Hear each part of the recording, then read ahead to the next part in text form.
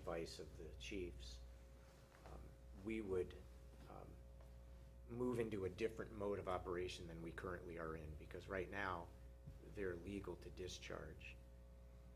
So it's only if you have the illegal ones, because there are some things that you can get that are not too far from here that are, too big, go too high, and those are illegal. And I think on a kind of sort of a complaint basis, we sort of deal with those. But if we were in a ban situation, even if it was that morning the ban was instituted, we would bring out a full court press probably.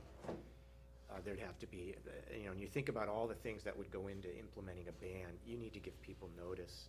Morning of is probably too late. You're going to need to be pulling the plug on this. You want to do it as early as you can to give notice. You want to get it in the paper. You want to get on the websites. You were talking about driving around passing out flyers, and then you're going to have police officers and fire marshals and deputy fire marshals on duty to try to prevent people from unknowingly violating the ban. It gets complicated, and then it raises, if you're banning on June 30th, and they're not even, selling, people won't buy them, hopefully. So, potentially what we could do is get this piece in place, and maybe the team can study this issue on sales. There's probably some folks you would want to hear from before you would take that kind of an action, whereas this emergency ban is it's really more of an emergency fire protection management type of a decision than it is a broader public policy question about the implications of sales or not sales, or banning or not banning altogether. And we have until July. I would want to think, have some more discussion on the issue of the sales themselves. I can certainly see the point. And there are different groups out there that deal with them in different ways and that type of stuff. Even if the companies are taking the fireworks back and giving 100% credit, you've still got the cost of the setup that you put in, everything else that you've already lost. But at the same time, in my mind, I can't see saying, well, okay, then we'll go ahead and risk burning down some houses because of that.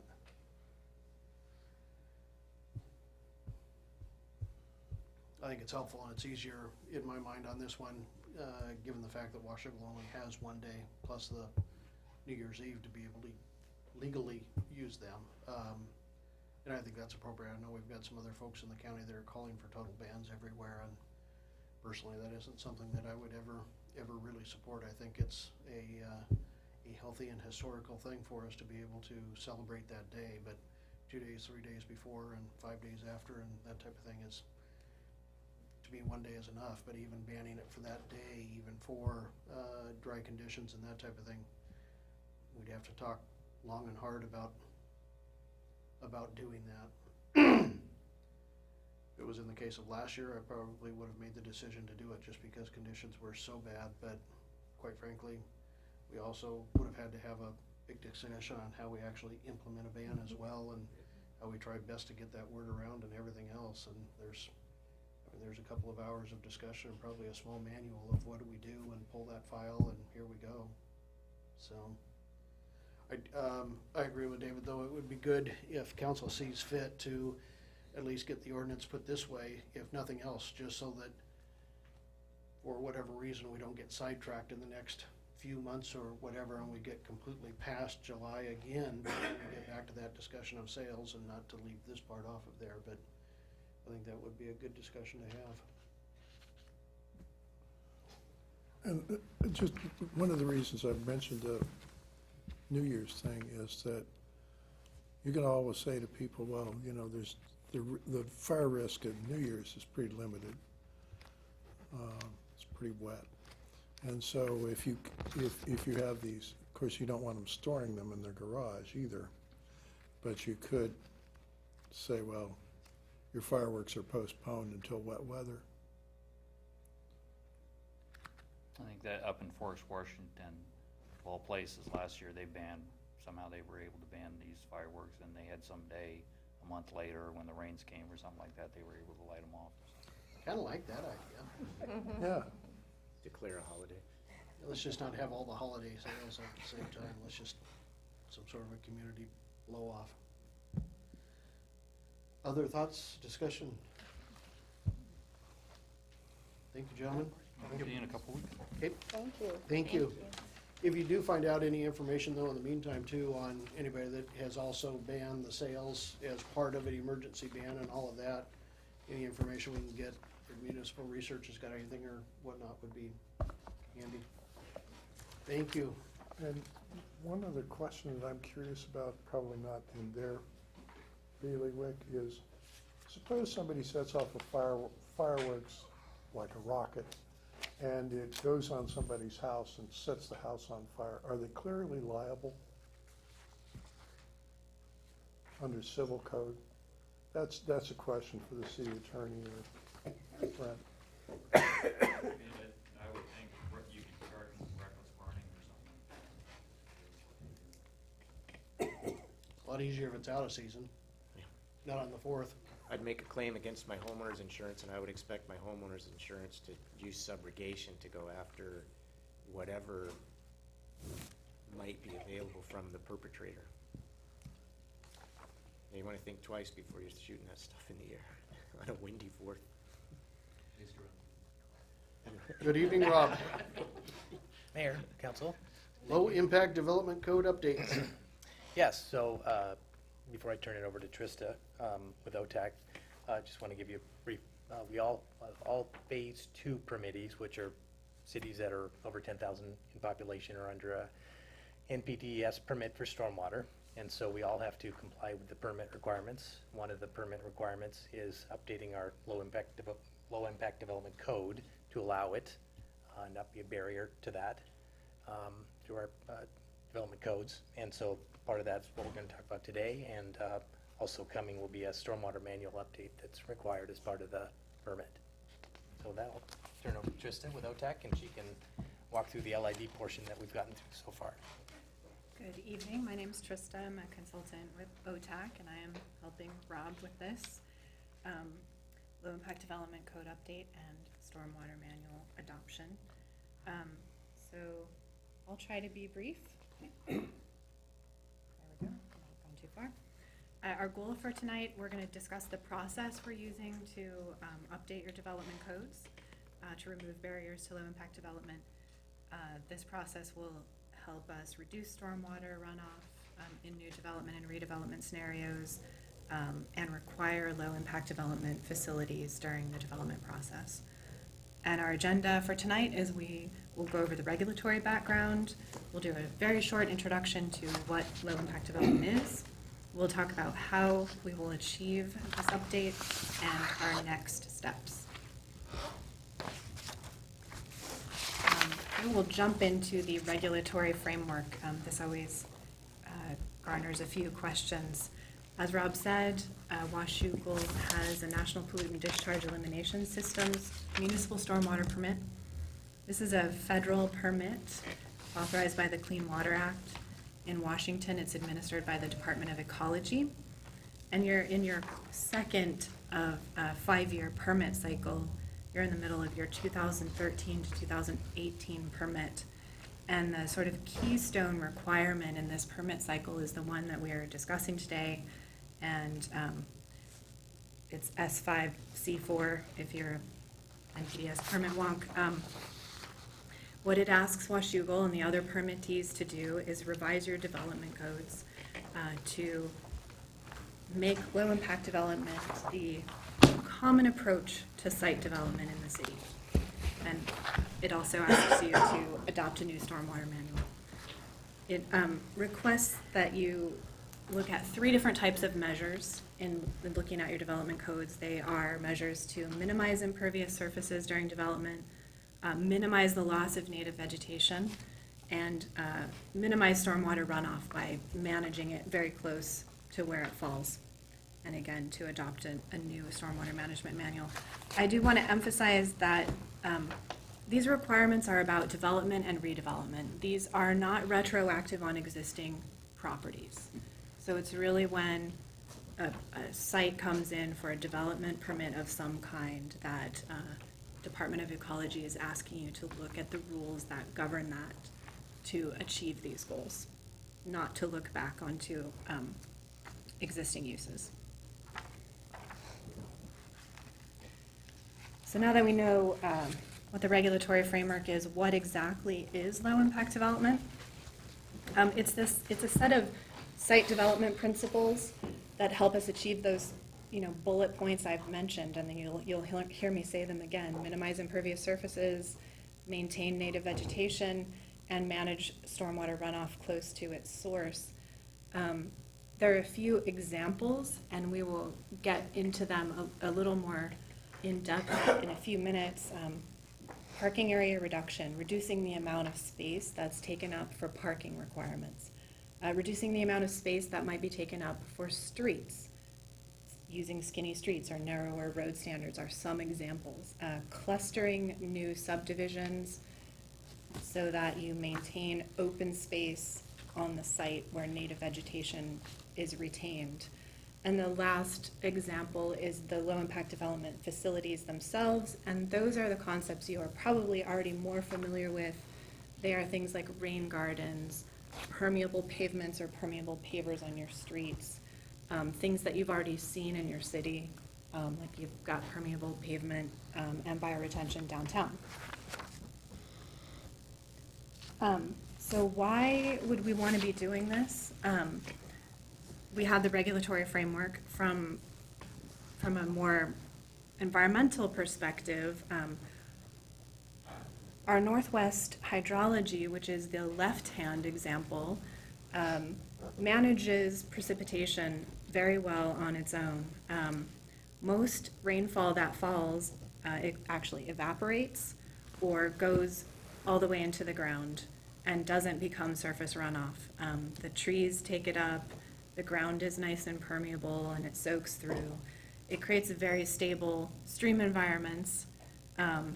Streams have water all summer, our groundwater is recharged, and there's not a lot of erosion. In the natural scenario, something like 10 to 30% of rainfall or precipitation over the year is converted into surface water runoff, so a pretty low number. If you contrast that to the illustration on the right, that's what our landscape looks like after our traditional forms of development, where we cover over most of our permeable soils with impervious surfaces, our roads, our rooftops. Even the landscape areas that we keep are often pounded down. They're very hard, they don't absorb rainfall, and we get rid of most of our vegetation. So there's nothing that catches the rain or other form of precipitation when it falls. In that scenario, more than 50% of the rainfall over the course of the year would be converted into stormwater runoff.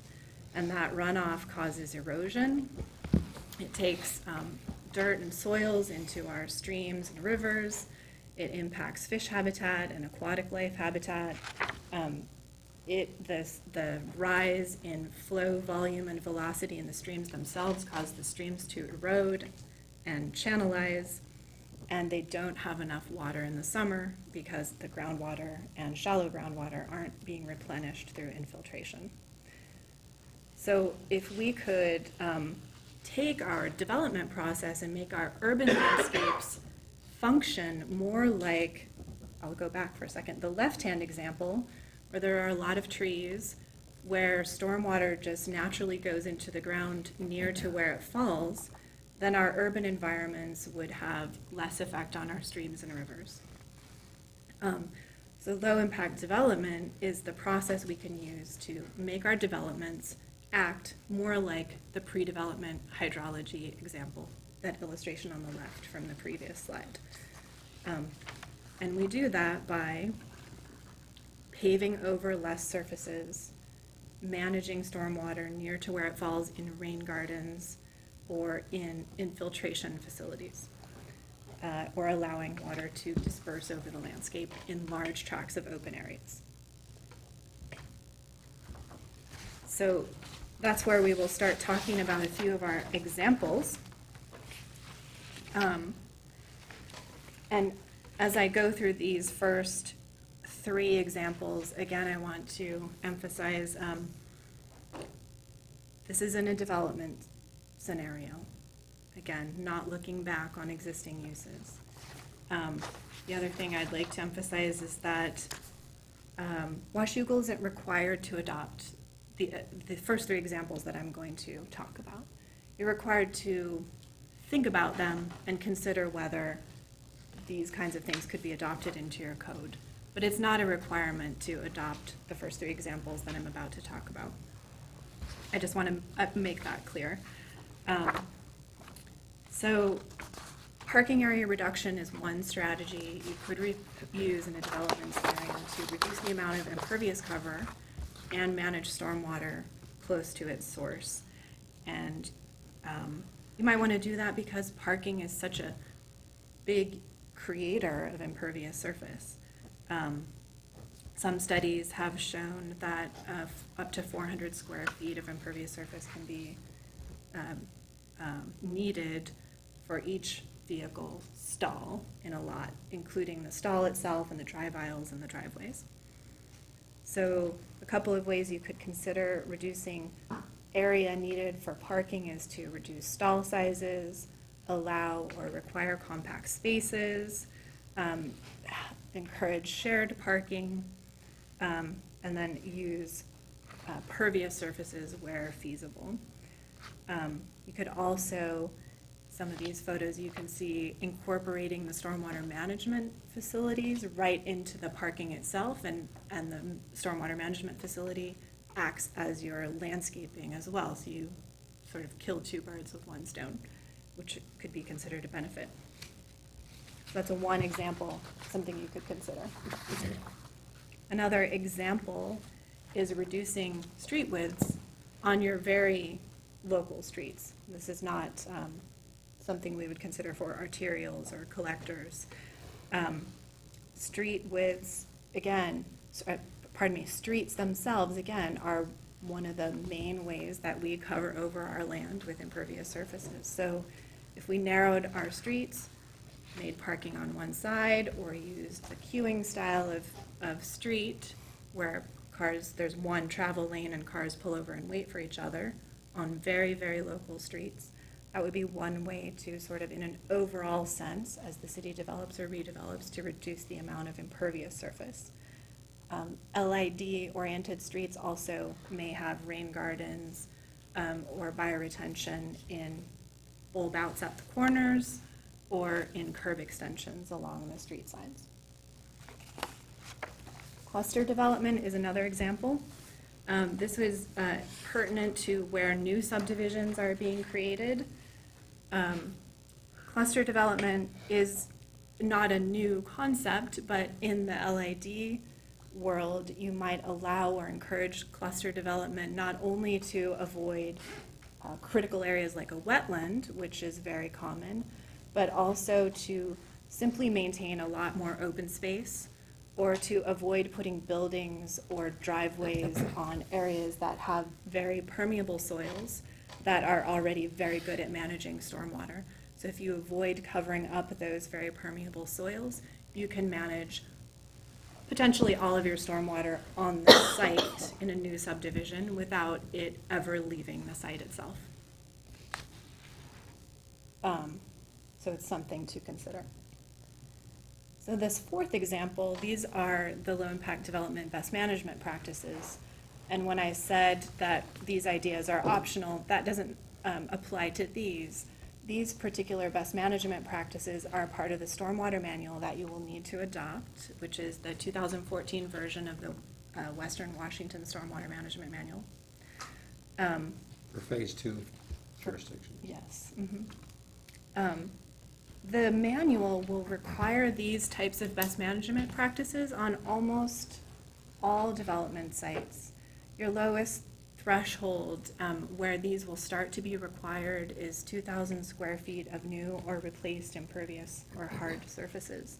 So that will even be maybe a large lot, single family new home would trigger the types of stormwater management requirements where they might need to have a rain garden or a permeable pavement or downspout infiltration that manages the stormwater from that site.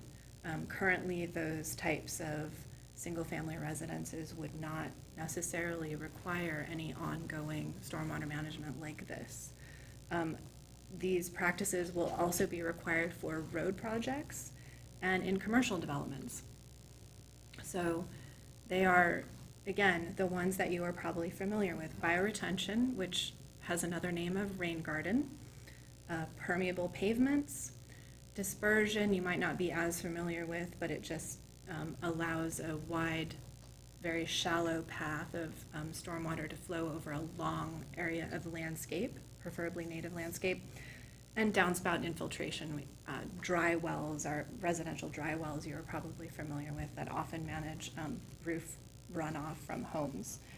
So these sorts of practices will become very common in Washougal where they're feasible with the adoption of a new stormwater manual.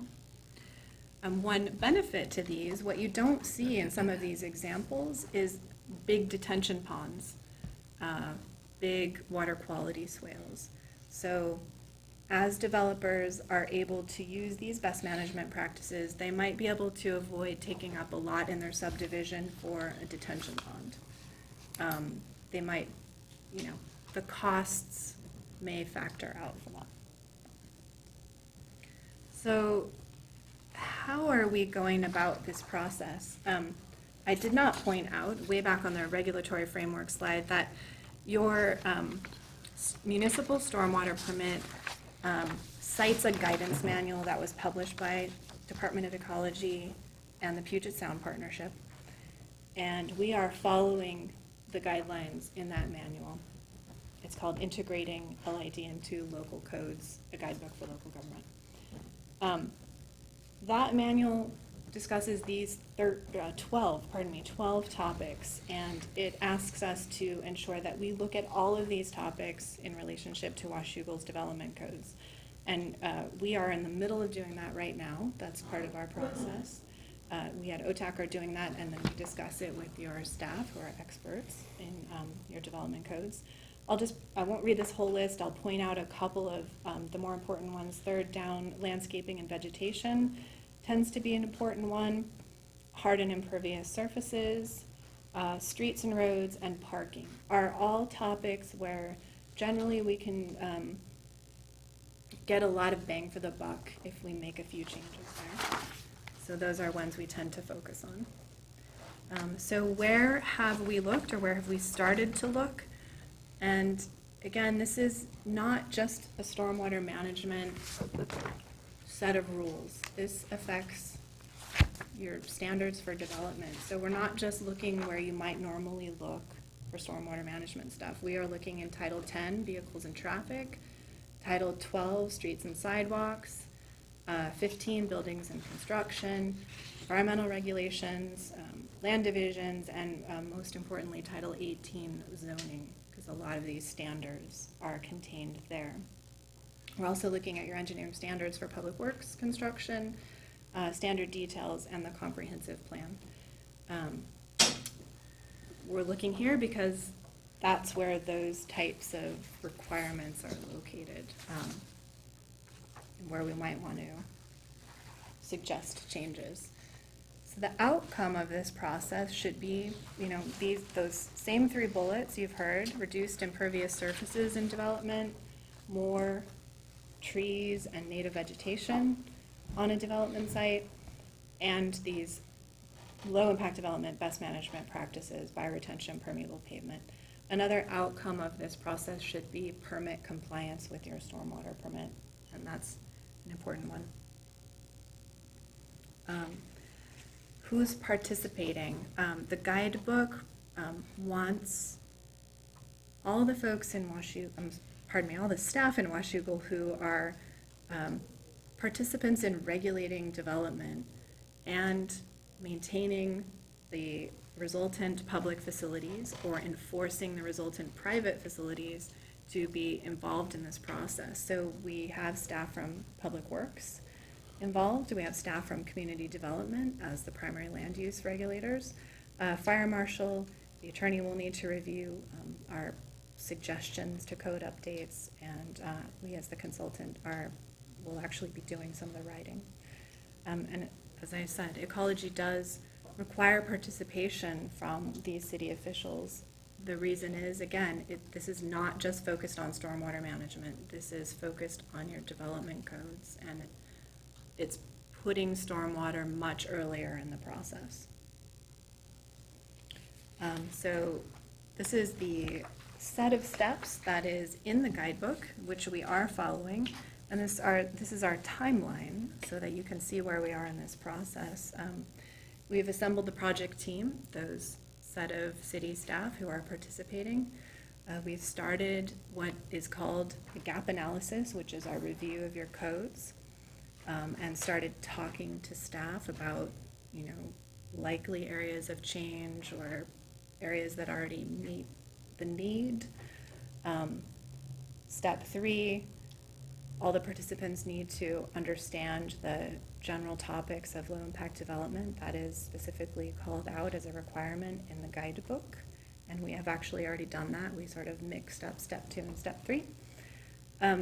Next step would be to start proposing amendments to your development codes, which will include coming back to you folks, going to Planning Commission, the public review and adoption process. We're hoping for final adoption in October of 2016, so that there's a couple of months to allow staff and the development community to get prepared.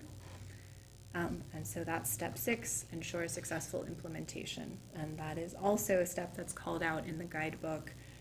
They really want, training to happen for staff in the development community. They want communications to be happening. They want processes and forms to be updated in advance of the deadline for implementation, which is December 31, 2016. So we're on a pretty fast track for this process. And that is my presentation. Any questions? I was just gonna make a comment. So in Clark County, everyone's a phase 2, or is Vancouver a phase 1? Phase 2. Vancouver's a phase 2, so every community in Clark County, Ridgefield's not, they're under Ridgefield is- 10,000, so they're not they're even. under Yeah. 10,000, so they're a And the phase. county Center itself's and- phase 1. County's phase 1, Yeah. right. So there's a number of counties that are across the state that are, like Pierce County and King County, the number of cities that are phase 2 cities in those counties all face the same deadline? Or Yes, So this is happening across the Western state, Washington. particularly Western Washington. And so in our county, ourselves, Camas, Battleground, Vancouver, all face a December 31st deadline or risk being non-compliant with our NPDES permit. Yep. The consequences of which are what? It depends. If you go out of compliance, the first thing you have to do as soon as you know you're out of compliance is report your non-compliance to the Department of Ecology. What they do from there is up to them. They can issue a non-compliance letter. They could ignore it. You could say, we'll have it done in 3 months, and they could say, okay. Depends, yeah, if you have They- if you had a compliance, if you did A compliance G20 action. letter that basically says you're out of compliance and you had A plan. a plan, then they probably wouldn't do anything. But if you say we're not going to do anything, then there would likely be some different action. They could issue a notice of violation and start fining you. They could issue a notice of violation and not fine you, but just let you know that you're in violation. There are always audits. They can do other compliance actions. And probably your biggest risk in non-compliance is a third-party lawsuit under the Clean Water Act. Is the December 31st, 2016 deadline the first deadline that was established for this, for phase 2s, or are we under an extension that they granted universally? This is the first one. No extensions. Are you aware of any activity at the state level where extensions are on the table universally for everybody? That I'm comes not up quite a aware. bit, but. I'm haven't not heard aware of any. Okay.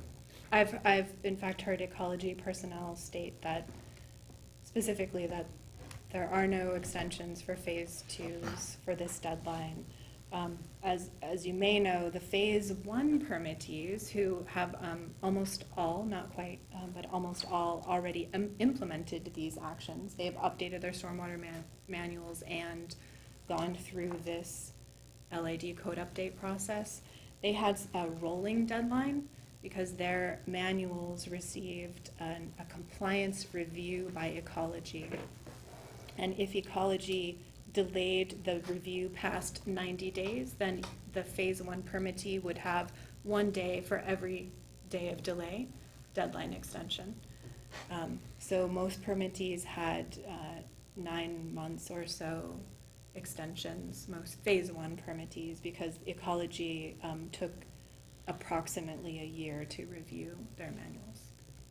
So I asked these questions just for some context for the council. I mean, the bottom line is, we're mandated to do this by the end of the year. The only What is thing- this? Well, I was gonna get to that. It's not the first three things that were mentioned. Those are suggestions, some best practices around LID. But you were good to clarify the first three things that you brought up are things for us that we're required to consider, but not necessarily adopt. But everything thereafter, in some form, in some way, and I guess it's all up to the details, has to be implemented through a manual into, and then embedded within our package, our code package, all those different sections. And those that are you best said. management practices. Yeah, the low impact development best management practices like bioretention, permeable pavement, dispersion, downspout infiltration. Those have to be required. And they come as a package with the stormwater manual. So those are all integrated into the stormwater manual. Right. So again, I just brought that up for some context and to try to put bookends on the discretion that you have. There's not a ton of discretion here. There is some discretion. And you know, so Oh, yeah. the policy question that will be in front of the council as this process moves forward, we're early on that roadmap. If you saw, this is a heads up, hey, this is coming. I think you chatted with the Public Works Committee as well prior to this, just so that there was that heads up through our committee structure, which we like to do, like we do in the Public Safety Committee, for example. There'll be some discretion, and the policy question that's gonna be in front of you is, do we go beyond that bare minimum to be compliant with our NPDES permit, or do we articulate a different expression of policy? And I think it'd be helpful this afternoon to get that kind of feedback to the team, because we're at that stage where it's time to start kind of crafting this stuff. And I know, I'm pretty sure I understood that there was some feedback from the Public Works Committee to the team at that meeting, and perhaps members of the Public Works Committee want to share that with the rest of the council. But I think it might be helpful to get that feedback tonight, so that they kind of have some marching orders around the scope of We also had this. the Development Committee. Both committees. Oh, excuse me, Reviewed, thank yeah. you, right. So that was 6, Well, is there some overlap? I've already said bare minimum. And I don't want to repeat a development that appears substantially similar to what happened at the Lookout Ridge. That to me is what this all looks like. Yep. And I don't want to go there. I want to comply with the law. I know how the county, they got whacked for a couple million in attorney's fees or whatever it was. I don't want to go there. But I don't want to roll over on this. And, you know, the minimum is where I'm at. I'm not going to say more than that. Well, the one thing I saw on that, and I think the reference you're making is to the skinny streets. Yeah. I saw that as That would be that'd be no the from first me. thing I thought of, that's a clear conflict with an existing policy expression by this council, which was, we moved away from that. In fact, a prior council did that quite a number of years ago, 1998. whenever that was. So they were made small in that sub-area, or whatever it's called, the sub-area, in the sub-area.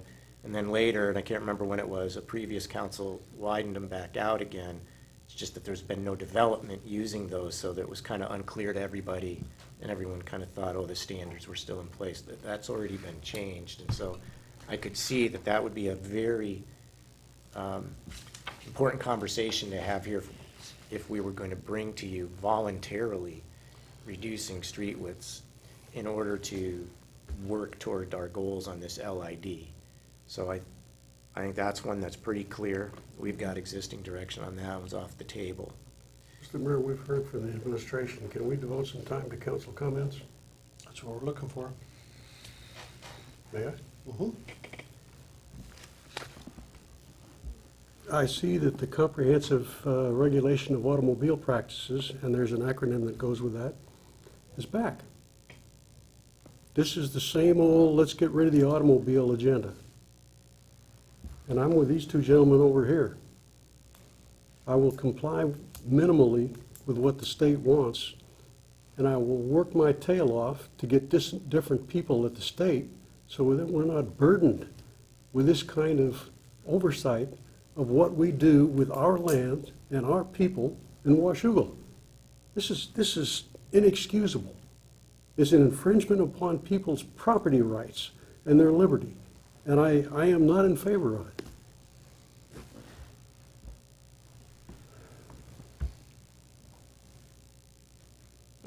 Gentleman's turn. I would rather eat worms than do this. May I join? Are you done? There's a couple of things I would like to see included in the study. It says minimize loss of native vegetation. Does that mean that we can create transferable credits for planting native vegetation where it does not presently exist? Possibly.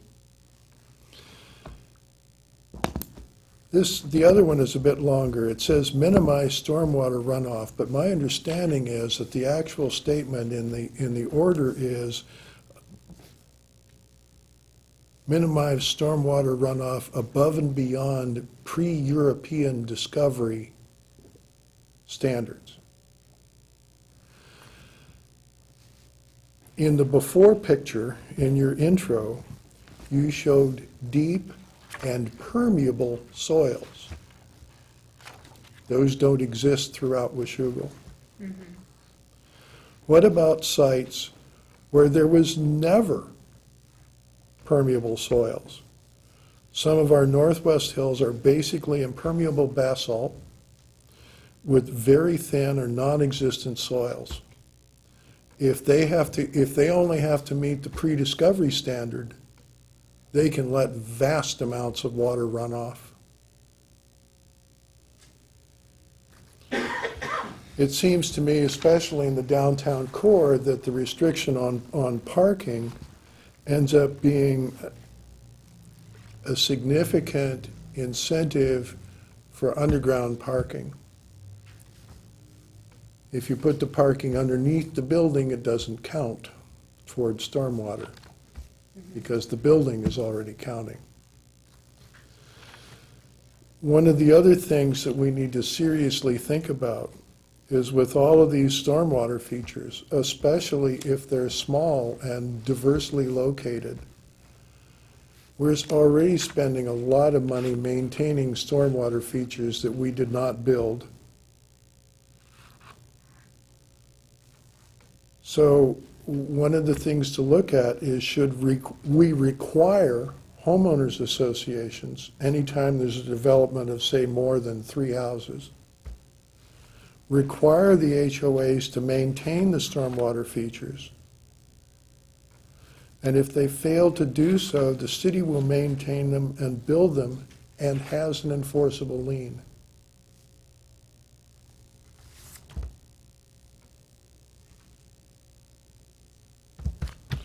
Those are just a couple off the top of my head. This is, That last suggestion you made, Paul, should work. I think that would be workable. Be a code enforcement matter, and you can enforce a lien on in code enforcement matters now. I'm just one council member, but, my vision for future development in Washougal is larger lots. I think, that's the one way to make our town, I think to improve it and to make it more economically prosperous. Is that possible to accommodate development that way and still comply with these regulations? Yeah, I think so, because you'll be able to utilize some of the techniques like dispersion. You'll actually have a larger area to contain some of that stormwater versus the small lots. And no micro streets? Can we do that too in this process? We'll have to look into the micro streets, mixing lots micro of- streets and large lots. Lots I mean, are- that's, Doesn't matter. Yeah. Yeah, but you're right, if lots are big enough, it isn't as big of a deal. But anyway, that's all I have to say. Jennifer, you want to weigh in on this before I launch into this? No, go for it. Okay. Parking area reduction, skinny streets, and narrow parking places. Every one of these things is problematic, and this is Portland. This is what Portland has done. I have immediate family in Portland. I'm over there 3 or 4 times a week. I'm also over there for the Civil Air Patrol. And what I run into is that I have to leave twice as early as I would have to leave if I weren't going to a place like Portland, because the traffic over there is miserable, because they didn't follow Glenn Jackson's wonderful plan of leaving that median on 205 for the development of additional freeway lanes. Instead, they put a light rail in it. Light rail carries 4% of the traffic capacity over there. Another lane would carry 10%. 10% is about what you need to add to the capacity of those freeways to get them moving again. That's all it takes. One lane, 10%, either way. Glenn Jackson provided that. And the people of Portland decided not to have it. My family live on narrow streets, skinny streets. They also live in a house they call a tall and skinny. They took 4 houses, or 1 house off a lot, and they converted it into 4 lots, and they put 4 houses on it. And the only way they could do it was build them up. So they're tall and skinny, 1,320 square feet on 3 floors and a basement. You can imagine how large each story is, and I wish I had a figure for you, but I don't. I think it's somewhere around 400 square feet.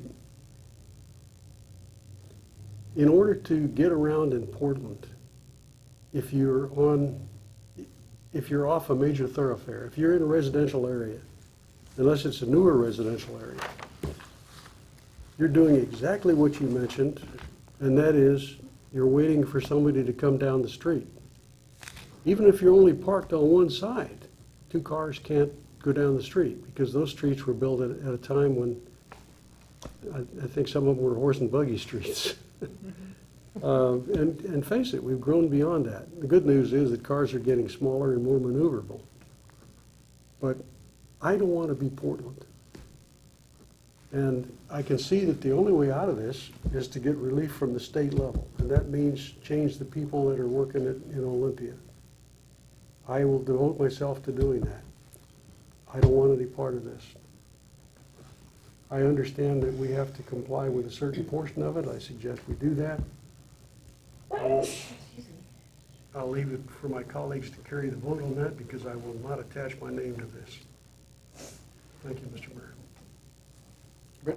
Are we in touch with other jurisdictions that may have the same aims that we do? yeah, I'm talking to Camus. We have a regular stormwater meeting with all the phase 2 cities. What's their initial thought about this? Is it the same as ours?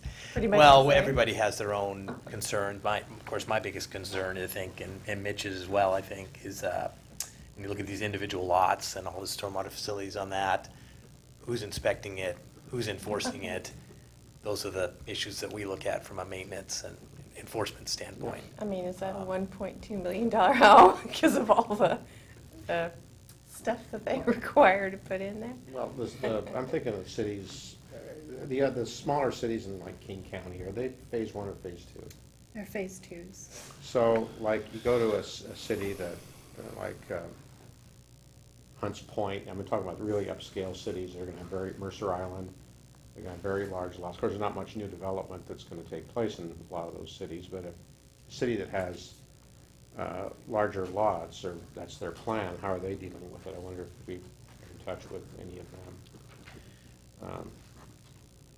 No, not yet. Okay, because they're the ones that are probably gonna be have the expertise, and I mean, they'd be able to pay for a lot of consultants, not that I'm disparaging you, but I mean, teams and masses of consultants.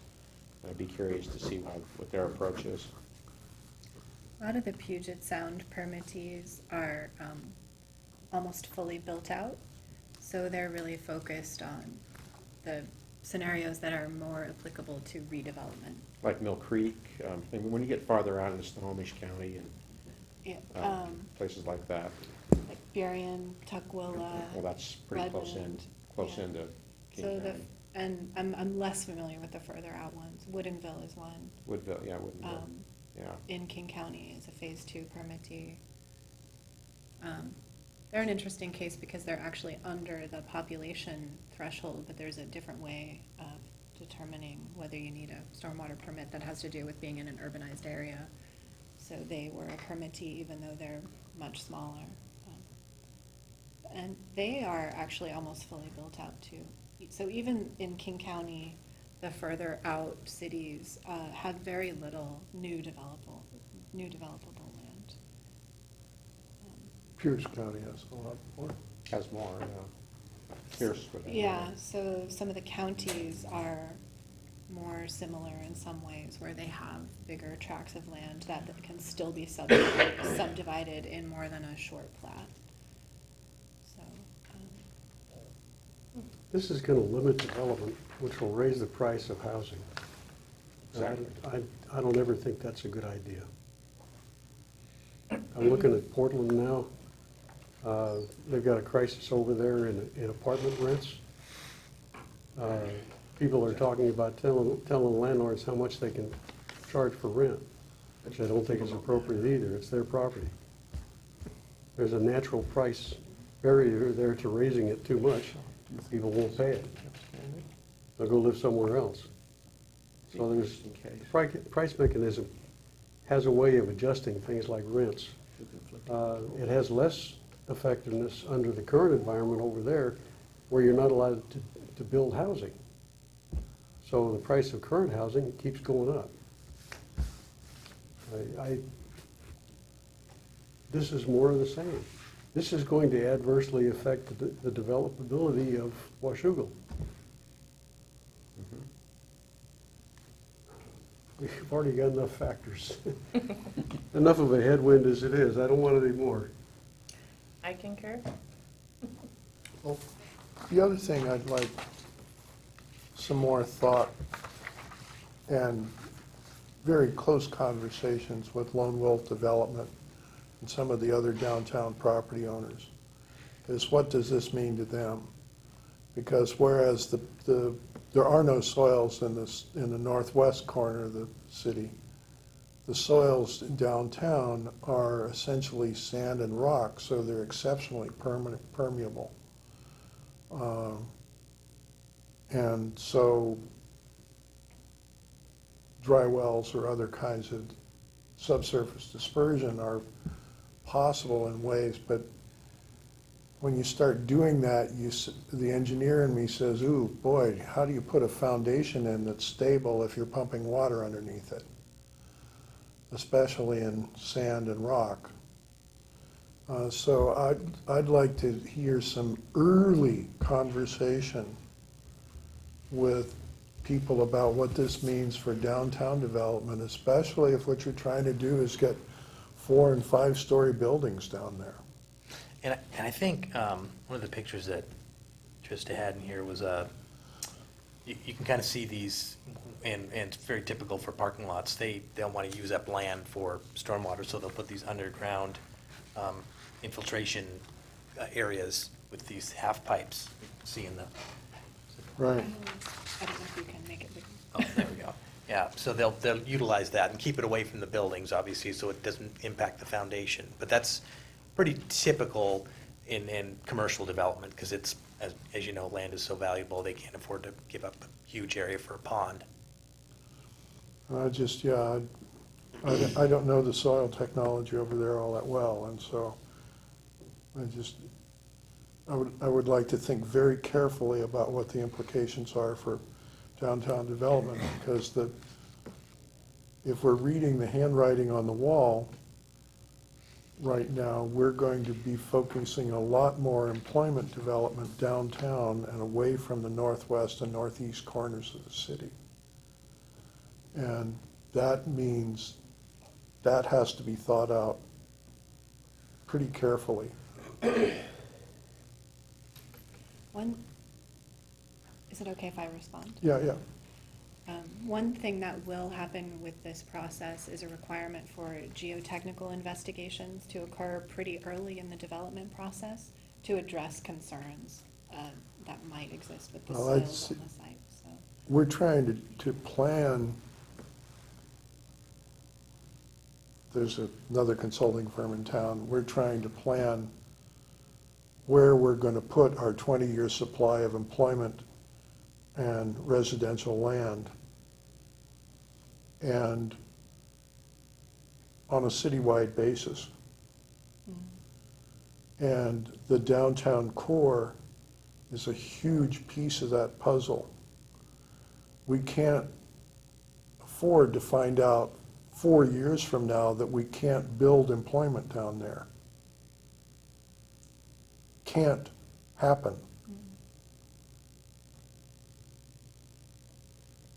So you mentioned that the county, Clark County, has already come into compliance. And I'm trying to remember, because I wasn't tracking all of the details, but there was quite a bit of back and forth with ecology on that, if I recall, and some third parties. That was for a different requirement in their Okay. previous permit. Okay, that's the clarification I wanted. So the LID piece, the low-impact development piece, they quietly came into compliance with then relative to the other piece. Yeah. Without a lot of iteration with ecology like they had on the other piece. So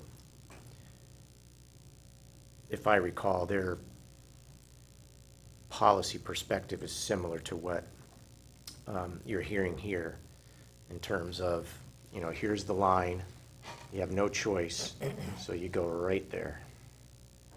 And you're the most creative ways that you can. And so there's something informative out of that potentially, whatever they've put in place. I don't know that to be a fact. I'm assuming that that's what they did based upon their other policy choices that were a little more visible because there was the conflict with ecology. But I think that's pretty clear. That's what the direction of this council is. It was pretty clear direction from the committee members that were able to meet with you that we recognize our obligation to come into compliance, whether we don't like it, but we recognize it and that's what we'll do. But please, that's all that we're doing, right?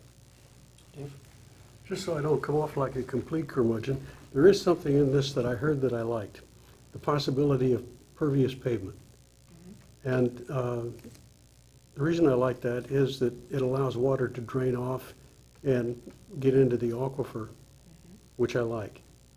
My problem with it is, and you may be able to solve this with an engineering solution, Rob, is that a lot of the designs of the pervious pavement are bumpy, and they add to the maintenance bill on a car.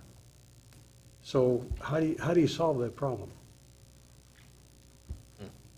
I think that the permeable pavements will be focused in areas where cars aren't traveling quickly over them, so probably more in parking areas, on very low volume residential streets where you're not going to be traveling a long distance or at great speed.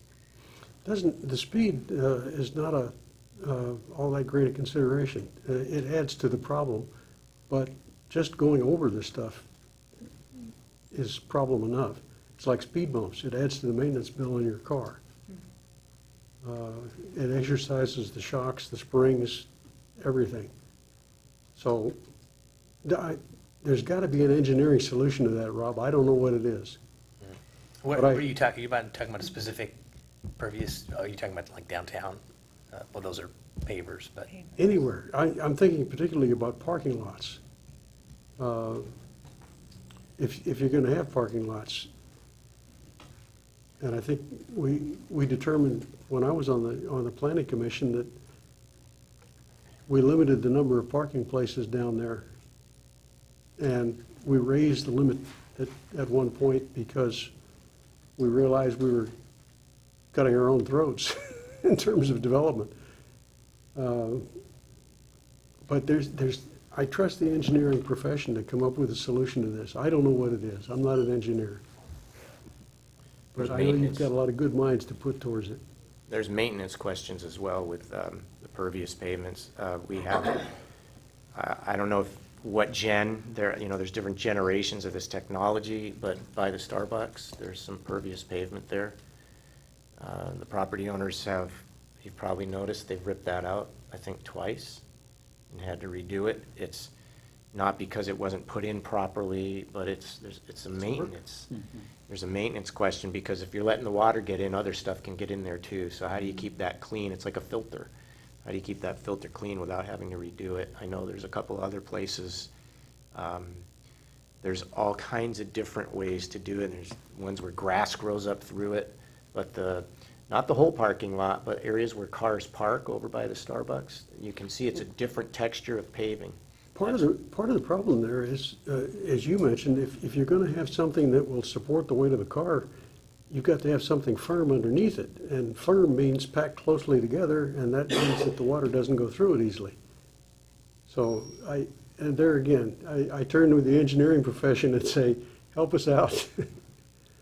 There are different subgrade compaction requirements for permeable pavements than a standard pavement.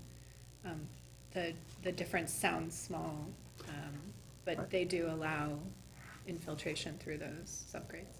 I see where you're going with this, and I support the general concept of having clean water, but I think the people that are doing it right now are overreaching badly, and they should be finding ways to support us to do it, not telling us what to do. And that's not your problem, because you're focused on the technical side of it. How do you get it done? Did we get funding to do this? It's another part of the equation. This is coming out of our utility, Yes. stormwater utility. Unfunded mandate. Sorry, I didn't mean to say that, but it is what it is. That's exactly what it is. We'll just charge for stormwater. Well, that's right. We do. My own view is actually not even to come up to compliance, but actually be willing to come up to a point where you can say, where you may have to say to ecology, well, gee, okay, you won't let us do that, so we'll change it. Put it another way, one of the people that I know who's in the tax business talks to people about how willing are they to suffer an audit.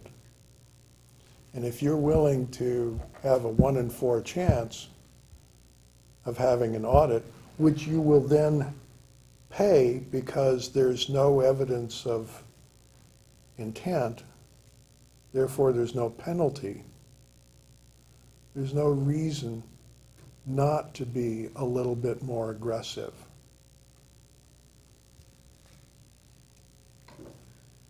I don't understand what you're saying. If you are terrified of ever being audited for taxes, then you will never take any even marginally questionable deductions. On the other hand, if the IRS doesn't frighten you, you're willing to take a few chances. Are you saying by non-compliance? Well, no, not non-compliant. Compliance is not a line. It's some kind of gray area. So the question is, do you want to go to the top of the gray area, or are you happy being in the bottom quarter of the gray area? I say we should be happy in the bottom quarter of the gray area, and then if they complain, We say, okay, well, we'll fix it. Paul, for your sake, I hope the IRS isn't watching. But I think what you're getting at there is what is minimum compliance. Is you can't, there's no bright line there. Exactly. There's a wide range of gray area, and Paul is saying be in the lower end of that gray area. I think But Dave, even that is ambiguous too. Yes, yes, I agree. I think Dave expressed it very well. He said, come up, right up to the line. Well, the We don't know where problem the is, line is though, for problem sure. is there's no line. It's, So the line's this wide. Be in the area that come to Paul's the bottom talking of the about, the lower. Well, the other thing is that, how many phase 2 jurisdictions does ecology have to deal with? A couple hundred? 80. 80, is that all? Well, that's still quite a lot to deal with in these complicated codes, and we're little Washougal, and they're probably gonna focus on some other places first. Not when they see these tapes. They'll be here for an audit, they'll be here this year for an audit, and they'll probably be back next year for an audit Okay. and look at our codes and see what that gray area is, because we're gonna bring something to you, and obviously we know skinny streets is not something that we wanna encourage. So they'll, Are we in communication with the home builder community and? yeah, we are. They'll be involved in the process as we go through PC and planning commission and back to council again. When's it going to planning commission? Do we have a date set, Mitch? Yep, set a date yet. No, we haven't set a date yet, but. Sometime in the summer probably, or early fall. I just hope somewhere along the way, this stuff actually works the way that people are hoping that it's going to. After we put all the efforts in and cause all the chances are gonna, or changes that are gonna happen to our development codes and building standards and everything else along the way.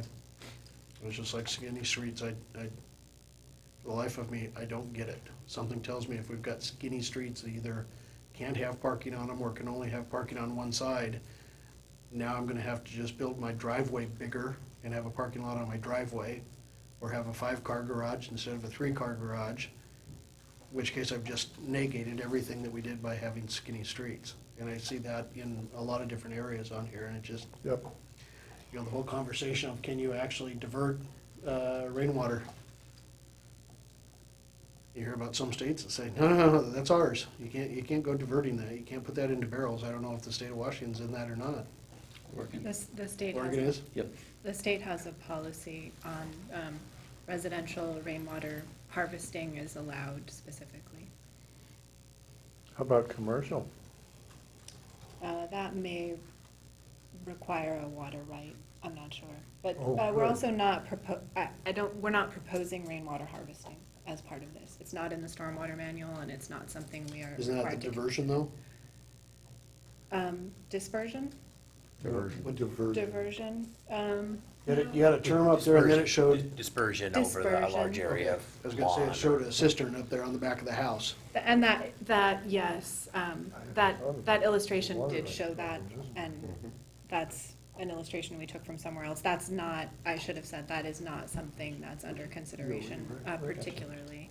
It is allowed in the stormwater manual, the Western Washington manual, but it is not required. It's not a required BMP, and I think it will very seldom be used. It doesn't actually provide very much stormwater benefit, to be honest. Not in this part of the country. You're gonna divert it all when you don't need it. My wife and I moved here to the Pacific Northwest about 11 years ago. And before we moved up here, we interviewed with realtors to find out where to live, where's the best place, whatever. And they said the number one place you do not want to live is Multnomah County because of all the land restrictions and all the stuff that's going on there. And we got here and found out they were right. So we lived in Washington County, but that was already been developed in the same way also. We couldn't wait to move up here to Clark County because we were trying to get away from all that stuff. We were trying to get away from Portland. And there are so many people here like me, like us, that were trying to get away from that. That's why they came here. So this stuff is very unpopular out there. When I was out knocking on doors, it was one of the top 3 things that people would complain about. Small streets, lack of parking, a lot of this stuff that you see here. So minimal compliance, stay with the law. I'm with you. When we have no alternative to cars here, I mean, we have to have a car to live in Washougal. So, I mean, that makes it very difficult. You have 4 people in a household, they probably have 4 cars. And that isn't gonna change very quickly. Mitch? I just wanted to comment because one of the concerns that I have in terms of community development is the minimum requirements, that these are the things that we have to do, and you get down to that single home site and doing the stormwater on a one single family and having that inspected for that stormwater, and then that ongoing inspection that's related to that stormwater. That is, you know, I have one inspector right now for building, and so to add on, and we haven't had any discussion about where that's going to fall, you know, that inspection on the single family residence. But if you have a development that's engineered to utilize single family residential lots as part of the stormwater, then that has got to be inspected, and it has to be maintained in perpetuity as part of the stormwater facility. And so if there is someone, you know, if there's a rain garden in the front and I as a homeowner decide to bury that and do something different, then I have gone beyond my approved stormwater, and that becomes an enforcement issue that we have to look at as well. So really what I look at is, yes, I see it being that bar low, but that ongoing maintenance and ongoing inspection is a cost that we will all have to keep taking on for a long time. Thank you. Any other last comments on this one? Well, could I follow up on that, Mitch? What does that mean for large lot development? Does that have any particular, does that preclude large lot development? Does that discourage it? No, I don't think it does at all. But I think that the thing would be then is, so if the large lot development was, the development itself was proposed to utilize the lots as part of the stormwater facility, then that plan would have to be submitted as part of the development. And then all those, when it comes time for that house to be built, then those facilities that are going to be constructed would have to be inspected. And then again, the ongoing inspection of that. You can still use joint stormwater facilities even with larger lots, right?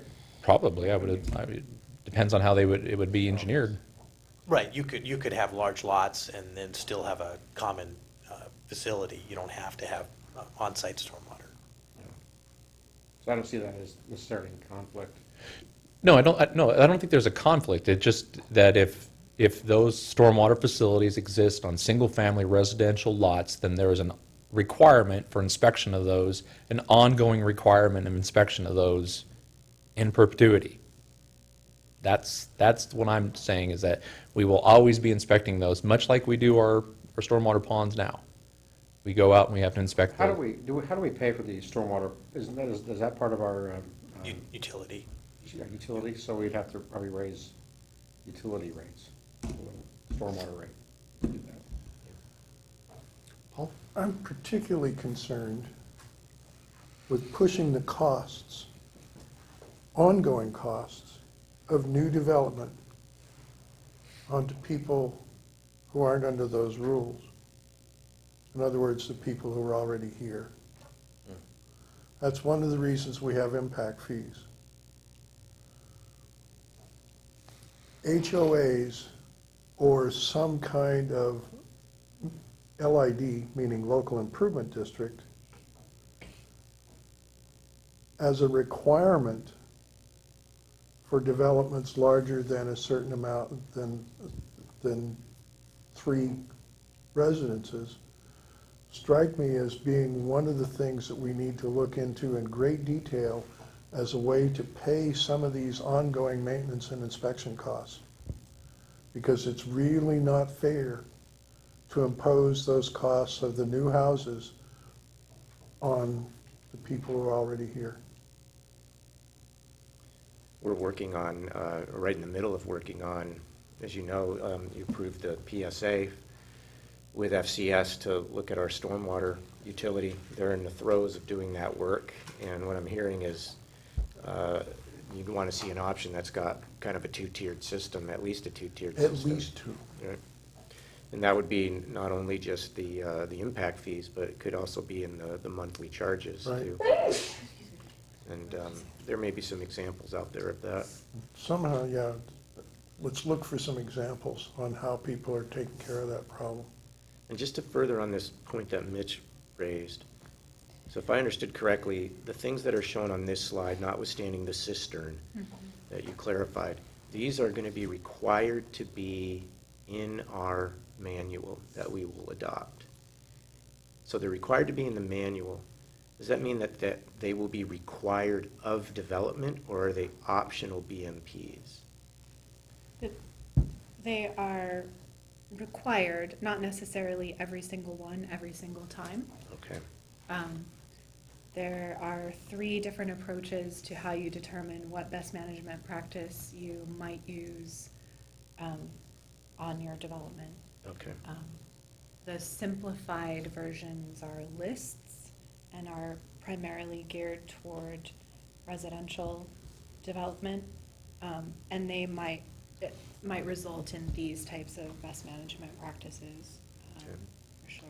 So depending upon what a developer chooses to do and how much they want to spend on their stormwater management design, they can be prescriptive and grab this kind of stuff, or they can do more thorough analysis and propose other types of things. And so we could get some developments where Mitch just got 2 new inspections, if it's Mitch, that he didn't have before, because it was just one big pond and some pipe.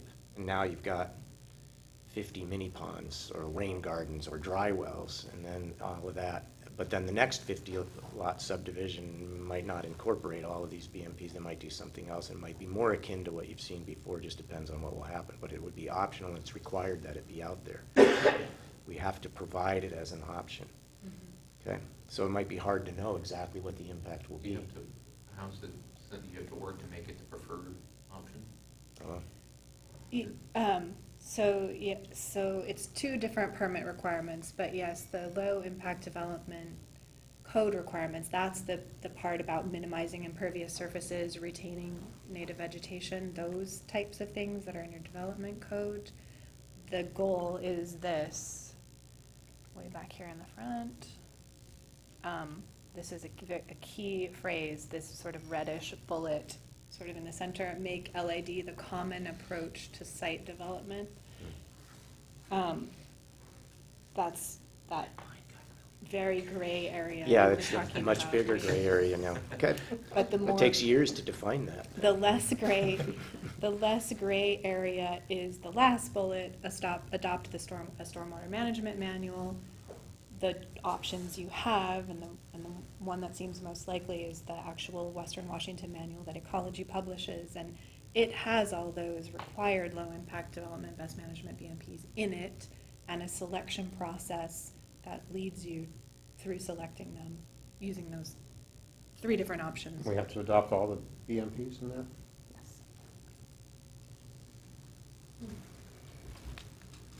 And some of them are required, some of them are optional. Well, we have clear direction. We really appreciate that. It's very helpful for us. I think we heard consensus. And so that will be we'll be able to leverage that as we develop the regs through the process. Can we secede from the state of Washington and join another state? Let's not do I'll that. ask non-English that. Well, all the states have to go through this same, it's part of the Clean It's Water not Act, clear so to me that Oregon would be better. we wouldn't escape it. I'm not sure when you ever, Enclave in other states, say Texas. What's happening down there too? Dave, Okay. I'm not sure when you ever got clearer direction. Thank Oh, you. yeah. Well, we appreciate it. I mean, we need to